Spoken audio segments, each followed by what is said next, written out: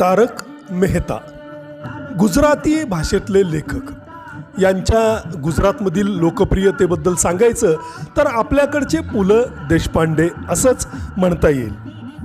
दुनियाने उंधा चष्मा ही त्यांची गुजराती भाषेतील लेखमालिका प्रचंड गाजली आणि त्यावर सध्या सब टीव्हीवर तारक मेहता का उल्टा चष्मा ही धारावाहिक सुरू आहे आणि ती सुद्धा लोकांच्या प्रचंड पसंतीला उतरलेली आहे। मुळात तारक मेहता यांनी ही मालिका एका छान अशा साध्या भोळ्या चाळीमध्ये घडलेली दाखवली होती, मात्र टी व्हीवर निर्मात्यांनी तिला जरासं मॉडर्न स्वरूप दिलेलं आहे। 1971 साली चित्रलेखा साप्ताहिकामधून पहिला लेख प्रकाशित करणाऱ्या तारक मेहता यांची 80 पुस्तकं त्यानंतर प्रकाशित झाली।